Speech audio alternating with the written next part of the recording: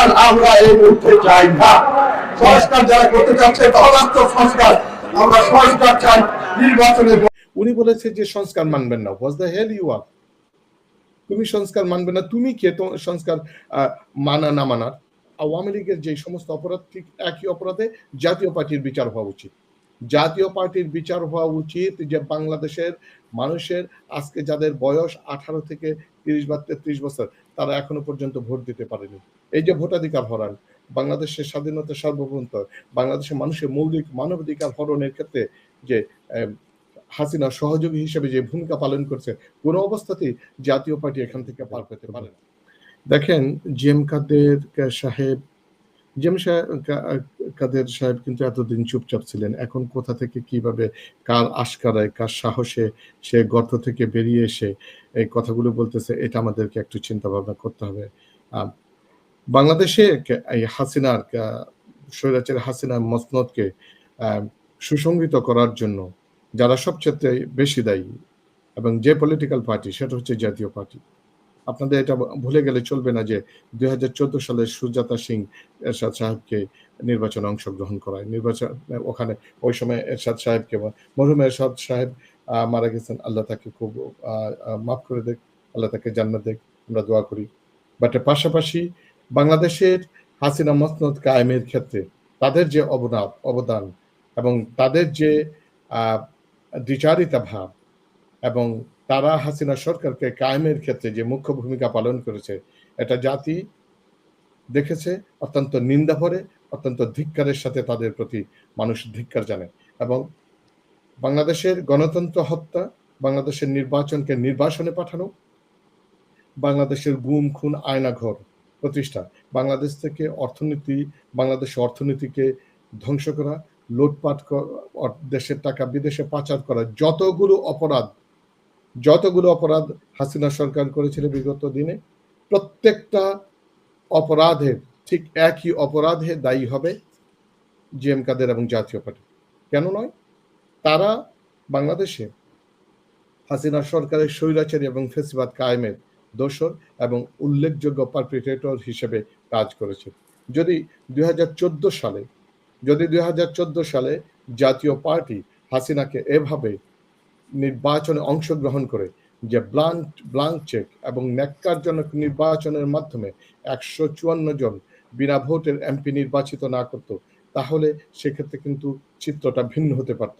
আমরা ঠিক একইভাবে দেখেছি বাংলাদেশের যে ভোটাধিকার হরণ এর ক্ষেত্রে 2018 সালের নির্বাচন এবং 2024 সালের নির্বাচন, প্রত্যেকটা নির্বাচনে জাতীয় পার্টি তাদের দোসর এবং সহযোগী ভূমিকা পালন করেছে।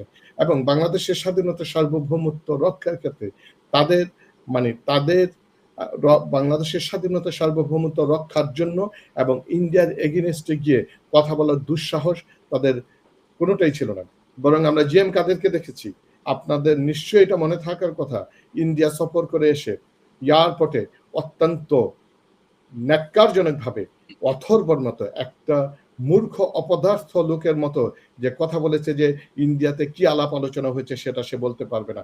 সে যদি বাংলাদেশের স্বাধীনতা সার্বভৌমত্বে বিশ্বাসী হয়ে থাকে, সেদিন তার এই ধরনের কথা বলার কথা ছিল না। এবং তাদের অবস্থান অত্যন্ত পরিষ্কার করা উচিত ছিল। জিএম কাদের এখন কোথা থেকে কিভাবে কথা বলতেছে, তার এই সমস্ত কথাগুলোকে মানুষের পাগলের প্রলাপ ছাড়া আর কিছুই মনে করে না। জিএম কাদেরের অবস্থা, তাদের এক জাতীয় পার্টি ভেঙ্গে যে কত খণ্ড হয়েছে সেটা আপনারা জানেন, এবং নিজেদের মধ্যে তাদের দুর্নীতি লুটপাটের যে ইতিহাস, এটা বলাই বাহুল্য।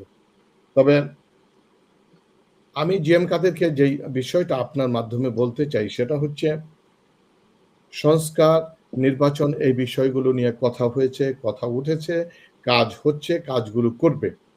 কিন্তু বিফোর এভরিথিং বাংলাদেশের পলিটিক্সের ক্ষেত্রে কথা বলার জন্য জিএম কাদের তার চেহারাকে আয়না দেখতে হবে, তার অবস্থাকে রিভিউ করতে হবে, সে আসলে বাংলাদেশে রাজনীতি করতে পারবে কিনা। আমি তো মনে করি যারা শেখ হাসিনা, যেহেতু আপনার এই আলোচনাটা পরের সেগমেন্টে আসবে, যারা আওয়ামী লীগের বিচার চায়, আমি মনে করি তাদের ঠিক একই আওয়ামী লীগের যে সমস্ত অপরাধ, ঠিক একই অপরাধে জাতীয় পার্টির বিচার হওয়া উচিত।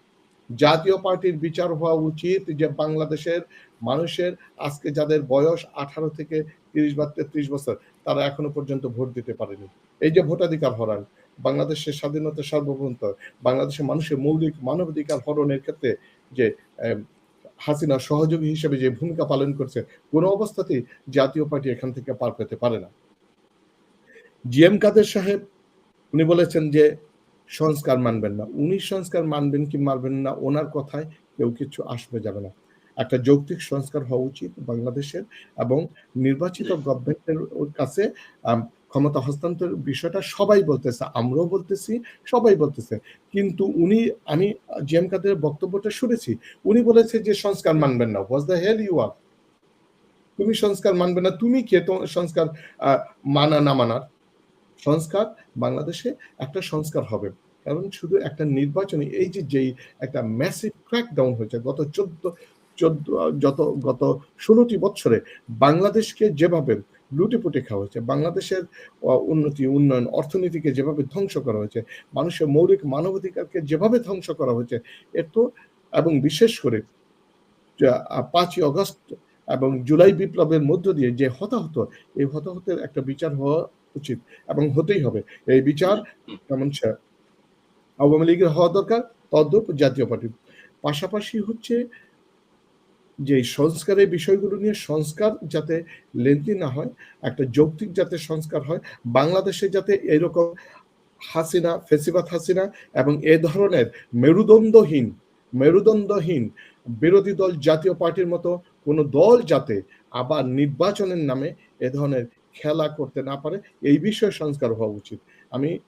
আমি আপনার মাধ্যমে জাতীয় পার্টির প্রতি উদাত্ত আহ্বান রাখতে চাই যে আপনারা যে ধরনের কথাগুলো, এবং একটা বক্তব্যে দেখলাম যে জাতীয় পার্টি চ্যালেঞ্জ করেছে বিশেষ করে হাসানাত আব্দুল্লাহ সার্জিসকে রংপুরে ঢুকতে দেওয়া হবে না। মানে এটা আমি হাসবো না কাঁদবো আমি খুঁজে পাই না, যে রংপুরটা মনে হচ্ছে যে জাতীয় পার্টির বাপদাদার পৈতৃক সম্পত্তি। রংপুর জেলাটা কি কি বলে জাতীয় পার্টির পৈতৃক সম্পত্তি। রংপুর এখন নির্বাচন করুক দেখি, রংপুরে নির্বাচন করলে জিএম কাদের হারবে? জিএম কাদেরকে জীবনে কোনো সময় ভোটে দাঁড়িয়ে নির্বাচিত হয়েছে? কোনোদিনই হয়নি। জিএম কাদের আগামী দিনও নির্বাচিত হতে পারবে না। সুতরাং এই সমস্ত পাগলের প্রলাপ এখন লাভ নেই। দেখতে হবে জিএম কাদেরের পিছনে আসলে অন্য কোনো শক্তি এখানে কাজ করতেছে কিনা, এইটা আমাদেরকে একটু ভাবনায় নিয়ে আসতে হবে, এটা একটা চিন্তায় নিয়ে আসতে হবে। জিএম কাদের কিন্তু এতদিন কথা বলার সুযোগ পায়নি, কথা বলতে পারতেন না। এখন হঠাৎ করে মিডিয়াতে এসে সে আবার কথা বলে, আমাদেরকে এই বিষয়গুলো একটু চিন্তা করতে হবে। জিএম কাদেরদের কারণে আমাদের দেশের সংস্কার এবং নির্বাচন পিছায় কিনা, এবং এই গভর্নমেন্ট বারবার কোনো অস্থিতিশীল অবস্থার মধ্যে পড়ে কিনা, এই বিষয়টা আমাদেরকে খতিয়ে দেখা দরকার।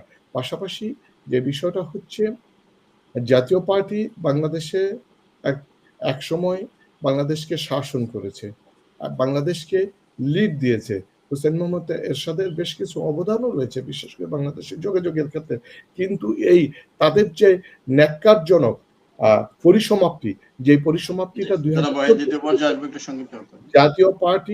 জাতীয় পার্টির মৃত্যু কিন্তু 2014 সালে হয়ে গেছে। এখন এখন ঠিক যতটুকু বেঁচে আছে, এটা আমি মনে করি যে জাতীয় পার্টি একটা আইসিইউতে আছে।